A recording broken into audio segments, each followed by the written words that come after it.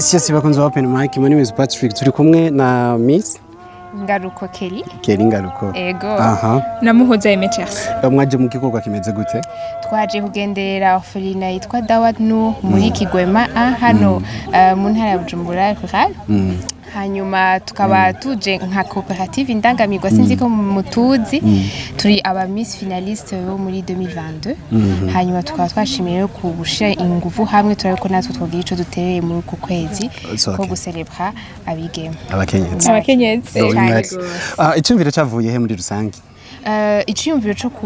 cyo gufasha nibaza ko cavuye mu kwiyumvira ntimbega uko kwezi ego turacelebra abakenyezi ariko mbega twibigira ukundi gute twumvira ko twebwe nk'abakenyezi natwe tkoraba ntimbega hako mu guserebwa dusebwa gusa twebwe turyoherwa mbe hari abandi twashobora kunezereza naho rero byavuye ni kici camaranga mutima ca gukozeko nakoze ko cyane no kubona yuko hari umuntu afise umutima wo gufasha ibibondo atari uko atari kuryoherwa ari wenyene mbwa ari kubera yuko yumva yishaka gufasha abo bana batagira abavyeyi akabegeranya kugira abashire mu rugo dazi umuryango bagira umuryango babe hamwe bashobore guterera imbere hamwe bashobore kwigira hamwe bashobore kugirira indero yo kuziko hamwe gutyo bashobore kuvamwa abantu bazima ni ikintu gikomeye cyane ko uburyo ego buraburimwo muga hanini biva ku mutima n'umutima ukomeye cyane ikintu cyagukozeko Jinyaza ko nakoze ko nabana sinzi yuko ushobora gusanga urukundo rugwiye nkuko ruguru ubwo twasanze hano Okay. Ikintu cankoze ko nugusanga urukundo muri bano bana rurenze ubwo nere niteze batwakiranye igishika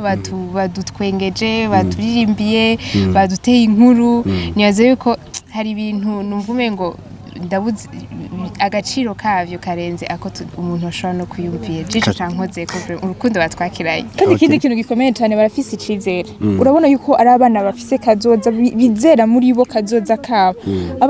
bafise urukundo ego bafise ukwakira neza abashitsi bafise ukwitanga bafise ibikorwa bagaca bagira n'icizere muri bo ikintu gikomeye cyane akazeje ni Nasra irakoze nkabandi finaliste Miss Bahuriye 2022 Nigeria kutabisizemo nkabandi Miss Africa Golden Bahuriye 2022-2023 ndahero Megan nkabandi Miss Populaire na Miss Tourisme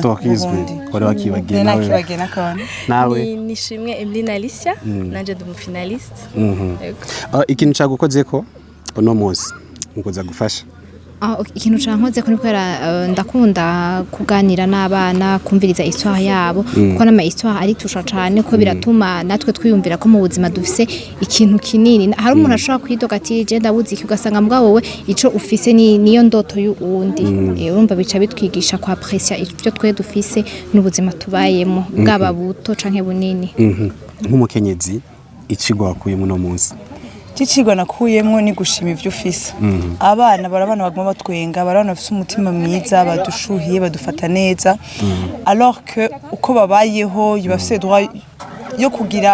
kugira inzigo akaguma shavuye mugabo dukafise araturyoherewe agashima Imana akaguma twenga cicigwa nakuye ni gushima ico bufise ikintu nakunze cyane nuko uyu muvyeyi abareze hari nabonye ko harimo n'abana biwe donc yafasha abiwe abavanga n'abandi byanjoye cyane umutima muzobora sasa twande nawe amazina nje ntwa Ishimwe Lizlade ego nkaba ndi vice présidente wa coopérative ndangamirwa okay Hama ku mazina yanje nitwa Sezerano Arlene Antoine nkabandi Miss Première Dauphine hama muri coopérative nkabandi muri marketing kabusanzwe urura n'amafi ndumworozi Nje nitwa Charmaine Dushime nkabandi chargée des opérations muri coopérative ya Miss ya Indangamirwa no munsi mwaje no munsi image wari ufise utarashika ngaha wabibonye gute umaze gushika ngaha wow nashitse cyambe na mbere natangaye nsanze ko nabana bangana ni batonya ariko Marikaisa baranezerewe urabona ko ari abana babaye ahantu bakunzwe kandi bari mu rukundo twagize ama emotion franchement uravye uko tuba tunganaje tuba twaratanze kugira tugere ngaha tugira turonke attention y'abavyeyi ariko hakaba hariho abana umwana afise umwaka umwe adafise umuvyeyi birababaje ariko ico nizeye nuko Imana irahari kandi Imana y'imfuvyi igihe cose yama iseruka. Nico yobwira abigeme canke abakenyezi kwa muri iyi Rubi Marse kubijanye no gufasha. Icyo nababwira ku bijyanye no gufasha ni kugira ijya effort yo kubandanya dufasha urwaruka donc abana kubera ibintu nabonye ngaha ni ibintu bikeneye motivation bikeneye gushigikira au fait kujya kuno abana bisanta bari bonyene umengo donc c'est à nous aux femmes kugira effort no kubafasha ego hari umuntu yafashwe no kurira nikica gukoze ku mutima ya muri kajya kanya je nibaza yuko iyo umuntu abaye Bujumbura rimwe na rimwe hariyo ukuri tubwirwa mugabo umuntu atabona ubonye bajya abana